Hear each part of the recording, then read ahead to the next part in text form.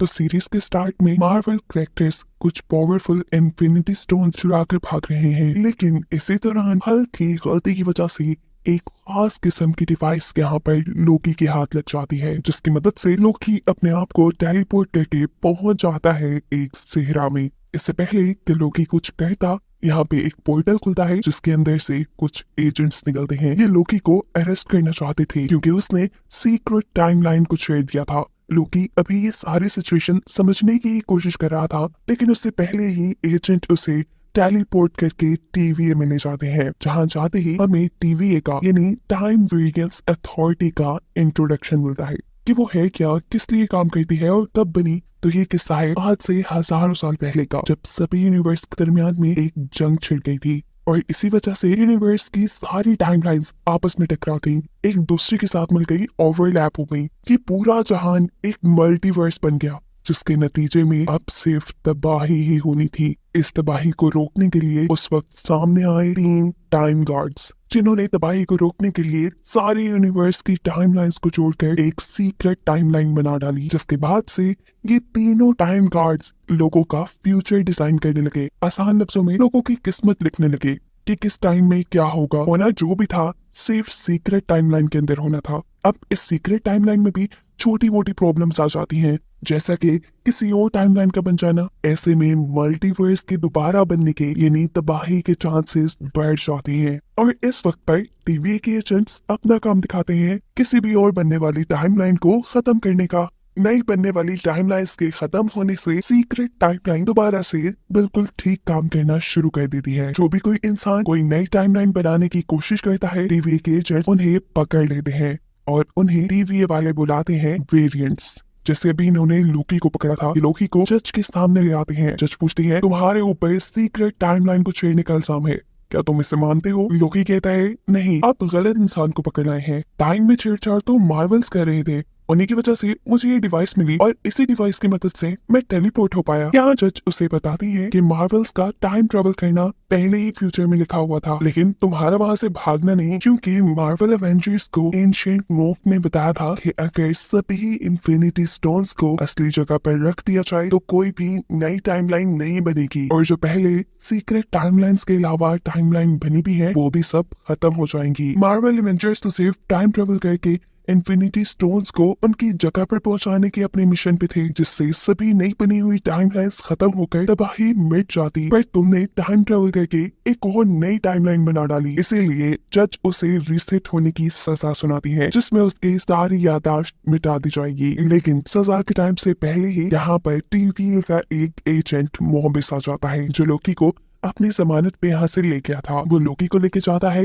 Time TV के पास, जहाँ पे लोगों का पास्ट और फ्यूचर देखा जा सकता है। वो लोकी को उसका फ्यूचर दिखा के कहता है कि तुम सबको इतना तंग क्यों करते हो। तब लोकी यहाँ मोबिस से कहता है, अरे तुम क्या जानते हो मेरे बारे में। मोबिस जवाब देता है, मैं तुम्हारा पास्ट क्या तुम्हारा फ्यूचर तक जानता हूँ। वो लोकी को उसका फ्यूचर दिखाता है, जहाँ उसी की वजह से उसकी मॉम मर जाएंगी। ये देखकर वो खुद भी इमोशनल हो गया। वो यहाँ से भागने की कोशिश करता है, लेकिन भाग नहीं पाता। उसे यही बड़े इन्फिनिटी स्टोन्स पे रखे हुए नजर आते हैं, जिन्हें यहाँ बस पेपर वेट की तरह इस्तेमाल किया जा रहा था। और ये देखकर वो समझ गया था कि ये जगह कितनी ताकतवर है, यहाँ से निकलना उसके बस की बात नहीं। उसके बाद वो मोबिस के पास वापस आ जाता है और फिर मोबिस से सवाल करता है, आखिर तुम क्या चाहते हो मेरे से, तुमने मुझे जज से क्यों बचाया। जवाब में मोबिस कहता है कि मुझे तुम्हारे ही वेरिएंट्स यानी दूसरे लोकी जो कि दूसरी टाइमलाइंस पे हैं और सीक्रेट टाइमलाइन से छेड़छाड़ कर रहे हैं, उनको पकड़ना है। लोकी तैयार हो जाता है और इसी दौरान इन्हें खबर मिलती है कि वेरिएंट लोकी ने इस मर्तबा टीवीए के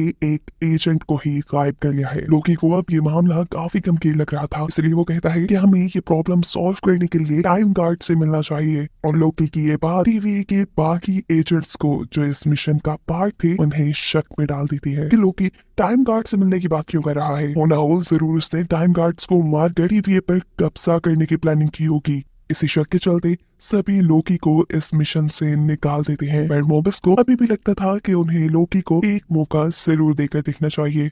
लोकी भी अपने ऊपर लगाए इल्जामात के बावजूद अपने वेरिएंट को ढूंढने की कोशिशों में लग जाता है और रिसर्च करते हुए उसे ये बात मालूम होती है कि वो वेरिएंट ऐसी जगहों पर जाकर छुप रहा है जो जगह डिफरेंट टाइमलाइंस में तबाह होने वाली हो, और अगर ऐसी जगह पर वो कोई भी काम करता है उसका फर्क सीक्रेट टाइमलाइन पे नहीं पड़ेगा, क्योंकि वो जगह तो खुद ही तबाह होने वाली है। मोबिस को लोकी की बताई ये थ्योरी थोड़ी ठीक लग रही थी, इसलिए ये लोग उन जगहों को सर्च करना शुरू करते हैं जो आने वाले वक्त में तबाह होने वाली थी, और इन्हें 2050 के वक्त में एक रॉक स्टार्ट के नाम से जगह पता चलती है जो तबाह होने वाली थी। मोबिस लोकी और अपनी टीम को लेकर उस वेरिएंट को मारने के लिए वहां पर पहुंच जाते हैं। यहाँ आकर इन्हें मालूम होता है कि इस वेरिएंट ने इस जगह के सभी लोगों को अपने कंट्रोल में किया हुआ था, यहाँ तक कि टीवीए के गायब हुए एजेंट को भी। लोकी जब अपने ही वेरिएंट के पास उससे बात करने के लिए चाहता है तो वो उसे देखकर हैरान रह चुका था, क्योंकि ये एक फीमेल लोकी थी। है वो यहाँ से बात करता है और अपने साथ मिलने की ऑफर देता है ताकि वो और फीमेल लोकी दोनों मिलकर टीवीए पर कब्जा कर सकें। लेकिन टीवीए के एजेंट्स पहले जो लोकी के ऊपर शक कर रहे थे वो बिल्कुल ठीक कर रहे थे। उसका प्लान था टीवीए पर कब्जा करने का, लेकिन यहाँ पर फीमेल लोकी उसे मना कर देती है, क्योंकि उसे तो हर हाल में टीवीए को बर्बाद ही करना था। इसीलिए वो अब टीवीए के बहुत से टाइम सेट रोबोट्स को अलग अलग टाइम्स में भेज देते हैं, जिसकी वजह से सीक्रेट टाइमलाइंस के अंदर और टाइमलाइन बनना शुरू हो गई थी, यानी बर्बादी आना शुरू हो चुकी थी। लोकी अपनी फीमेल वेरिएंट को रोकने के लिए उसे पकड़ने के लिए आगे बढ़, पर इतने में ही फीमेल वेरिएंट यहाँ से एक पोर्टल खोलते हुए गायब हो जाती है। पोर्टल अभी खुला था और मौका पाते ही लोकी भी उसी पोर्टल के अंदर अपनी फीमेल वेरिएंट के पीछे चला जाता है। ये दोनों इस पोर्टल के जरिए असल में टीवीए के अंदर ही आए थे। अजीब बात थी कि टीवीए के अंदर कोई नहीं था, क्योंकि टीवीए के सभी एजेंट्स उन टाइमलाइंस को मिटाने के लिए चले गए थे जो अभी लोकी की फीमेल वेरिएंट ने सीक्रेट टाइमलाइन के अंदर बनाई थी। लोकी टाइम गार्ड से मिलना चाहती थी, इसीलिए वो यहाँ के सभी गार्ड्स को हराते हुए तेजी से आगे बढ़ रही थी। लेकिन इतने में ही उनके सामने आ जाती है टीवीए की जज, जो अपने टेम्पलेट के जरिए इन्हें यहाँ से टेलीपोर्ट करके 2077 में भेज देती है, एक ऐसे मोड़ जो तबाह होने वाला था। टेम्पलेट डिवाइस जो टीवीए के एजेंट्स के पास होती थी लोगों को या अपने आप को टेलीपोर्ट करने के लिए, वही एक डिवाइस फीमेल लोकी के पास भी थी। इस डिवाइस का यूज करते हुए वो इस तबाह होने वाली जगह से कहीं दूर जाना चाहती थी, लेकिन इन्हें मालूम होता है कि टेम्पलेट की बैटरी लो हो चुकी है और ऐसे ये लोग टेलीपोर्ट नहीं हो सकते। इस मुश्किल वक्त में फीमेल लोकी की मदद लेने के लिए तैयार हो जाती है। ये लोग साथ मिलकर काम करने का फैसला करते हैं और एक एनर्जी सोर्स ढूंढते हैं जिससे वो इस टेम्पलेट को चार्ज कर सकें। इन्हें यहाँ कोई एनर्जी सोर्स तो नहीं मिलता। खैर ये बात जरूर पता चल जाती है कि यहाँ के सभी लोगों को स्पेस रॉकेट में बिठाकर इस जगह से बाहर निकाला जा रहा है। इन्हें यकीन था कि इन्हें उस रॉकेट में इतनी एनर्जी जरूर मिल जाएगी कि इनका टेम्पलेट चार्ज हो सके। उस स्पेस रॉकेट तक जाने के लिए ये लोग एक ट्रेन पकड़ते हैं, जहाँ पर लोकी बहुत ही उठपटांग की हरकतें करता है। गुस्से में ट्रेन के लोग लोकी को उठाकर ट्रेन से बाहर फेंक देते हैं और ना चाहते हुए भी फीमेल लोकी को उसके पीछे जंप करनी पड़ती है, क्योंकि टेम्पलेट अभी तक लोकी के पास ही था जो उसके गिरने की वजह से टूट चुका था, जो देखकर ये दोनों ही बुरी तरह उदास हो चुके थे। अब ये जगह तो तबाह होने वाली थी, टेम्पलेट नहीं था, फिर भी किसी न किसी तरीके से तो उन्हें इस जगह से निकलना ही, इसलिए ये लोग पैदल ही उस स्पेस रॉकेट तक सफर करने का फैसला करते हैं, जिसके जरिए लोग यहाँ से बाहर निकल रहे थे। रास्ते में फीमेल लोकी को बताती है कि टीवीए में जितने भी लोग काम कर रहे हैं, जितने भी एजेंट्स हैं, उन्हें टाइम गार्ड्स ने नहीं बनाया, बल्कि ये खुद भी वेरिएंट्स ही थे। यानी इन लोगों ने भी किसी न किसी टाइम में सीक्रेट टाइमलाइन से छेड़छाड़ की थी, जिसके बाद इनको रिसेट करके यानी इनकी याददाश्त मिटाकर इन्हें एजेंट बना दिया गया। बातें करते करते ये लोग स्पेस रॉकेट तक भी पहुंच चुके थे। इससे पहले कि ये लोग उसके अंदर बैठते, इस मून के साथ जो एस्ट्रॉइड टकराने वाला था वो एस्ट्रॉइड आकर गिर जाता है उसी स्पेस रॉकेट के ऊपर, जिसकी मदद से ये दोनों यहाँ से भागने वाले थे और ऐसे इनकी आखिरी उम्मीद भी टूट जाती है। उदास सिल्वी को यहाँ अपने भयानक बचपन की यादें आने लगती हैं। जब वो बहुत छोटी थी तो एक दिन टीवीए के एजेंट्स उसके पास आकर उसे ले गए, हालांकि उसका कोई कसूर नहीं था। इतनी सी बच्ची सीक्रेट टाइमलाइन के साथ कैसे छेड़छाड़ कर सकती थी, लेकिन पता नहीं क्यों टीवीए वाले की बात समझे ही नहीं। इनसे अपने आप को बचाने के लिए फीमेल लोकी, जो कि उस टाइम बच्ची थी, उसने एक एजेंट का टेम्पलेट चुराया और वहां से भाग गई। वो दिन और आज का दिन टीवीए वाले उसके पीछे पड़े हैं, लेकिन वो आज तक उनके हाथ नहीं आई। इसीलिए तो फीमेल लोकी टीवीए से इतनी नफरत करती थी, क्योंकि टीवीए ने उसके मॉम डैड के साथ उसका बचपन भी छीन लिया था। ये सभी बातें वो दूसरे लोकी को बता रही थी, क्योंकि अब जिस जगह वो थे वो जगह तबाह होने वाली थी और हो सकता था कि ये दोनों भी यहीं मर जाते। ये दोनों ही इमोशनल होकर एक दूसरे के करीब आ जाते हैं और इनके करीब आने से दोनों टाइमलाइंस में थोड़ी छेड़छाड़ होती है और ऐसे टीवीए वालों को इनकी लोकेशन पता चल जाती है। वो लोग आकर इन दोनों को ही अरेस्ट कर लेते हैं। इन दोनों को ही टीवीए में लेकर आ जाता है, जहां मोबिस लोकी से गुस्सा था। लोकी उसे समझाने की कोशिश करता है कि नहीं, मैंने तुम्हें धोखा नहीं दिया, और वैसे भी टीवीए को जो तुम समझ रहे हो टीवीए वो नहीं है। यहाँ के सभी एजेंट्स को टाइम कार्ड्स ने नहीं बनाया, बल्कि वो तो सबके सब वेरिएंट्स ही थे। लेकिन मोबिस उसकी एक बात सुनने को तैयार नहीं था और उसे यहाँ सजा के तौर पे एक टाइम लूप में फंसा देता है। जबकि दूसरी तरफ ही में लोकी जिस एजेंट के पास थी, वो अपनी पावर से इस एजेंट की सारी मेमोरीज को वापस ले आती है। एजेंट बनने से पहले की मेमोरीज, जब वो एक वेरिएंट थी, उस टाइम पर वो दुनिया में अपनी फैमिली के साथ बहुत खुश थी। लेकिन फिर टीवीए वालों ने उसे पकड़ कर उसको रीसेट कर दिया, उसकी मेमोरीज ट्रेस कर दी और उसे यहाँ का एजेंट बना दिया। टीवीए की सच्चाई जानने के बाद ये एजेंट भी टीवीए से गुस्सा हो चुकी थी और फीमेल लोकी का साथ देने को तैयार भी हो चुकी थी। यहाँ मोबिस के दिमाग में भी लोकी की बातें घूम रही थी कि टीवीए की सच्चाई वो नहीं है जो मोबिस को दिखती है। इन्हीं बातों को अपने दिमाग में लिए वो टीवीए के जज के पास आता है और उससे फीमेल लोकी और दूसरी एजेंट से मिलने को कहता है जिसे लोकी ने गायब कर लिया था। लेकिन जज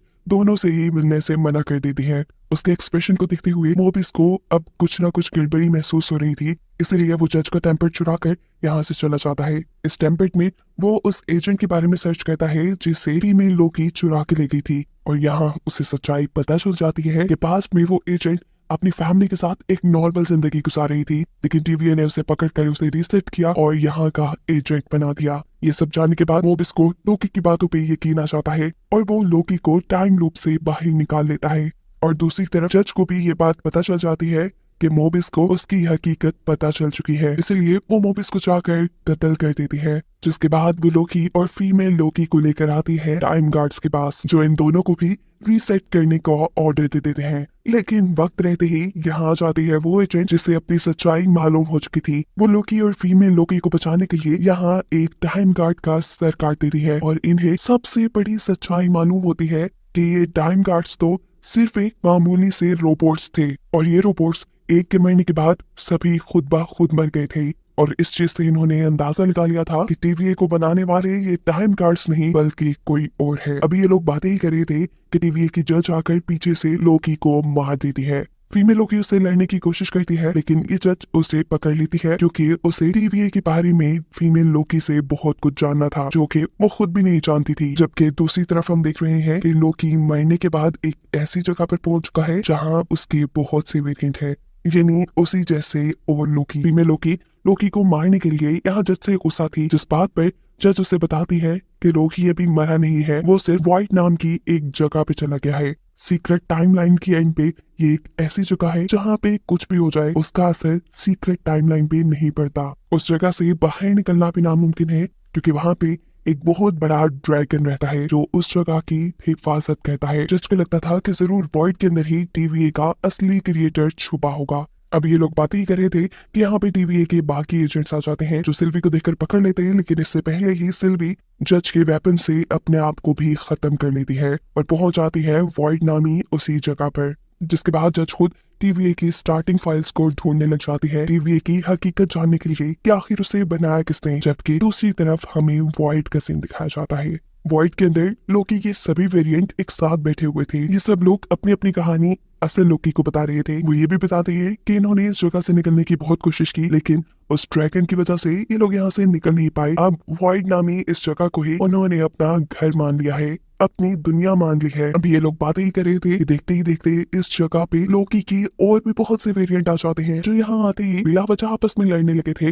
मौके का फायदा उठाते हुए एक टेम्पलेट के जरिए लोकी वहां से बाहर निकल आता है और उसके पीछे उसके 3 वेरिएंट भी। अब फीमेल लोकी को भी हम वॉइड के अंदर देख रहे थे, इस लोकी के पीछे जिसके पीछे यहाँ का ड्रैगन पड़ चुका था, लेकिन सही टाइम पे वो भी आकर उसकी जान बचा लेता है। वो इस टाइम वॉइड में इसलिए था क्योंकि उसे भी टीवीए के एजेंट्स ने मार दिया था। जिसके बाद अब मोबिस और फीमेल लोकी आकर असल लोकी और उसके वेरिएंट से मिलते हैं। इन सब लोगों को किसी भी तरह वॉइड से बाहर निकलना था, जिसका सिर्फ एक ही रास्ता था कि ये लोग ड्रैगन को हरा दी। और इस काम में लोकी का दूसरा वेरिएंट उनकी मदद करने का फैसला करता है। ये वेरिएंट यहाँ पर अपनी पावर से एक इमेज क्रिएट करता है, एक महल बना देता है जिसके अंदर अब वो ड्रैगन इनसे लड़ने के लिए आ गया था। फीमेल लोकी और लोकी दोनों हाथ मिलाकर अपनी पावर्स को कंबाइन करते हैं और एक साथ टीम वर्क करने पे ये लोग फाइनली ड्रैगन को हराने में कामयाब भी हो गए थे। लेकिन इस सारी लड़ाई के दौरान एक बुरा काम ये हुआ था कि लोकी के जिस वेरिएंट ने उनकी मदद की थी वो मारा जा चुका था। उस ड्रैगन के मरते ही यहाँ से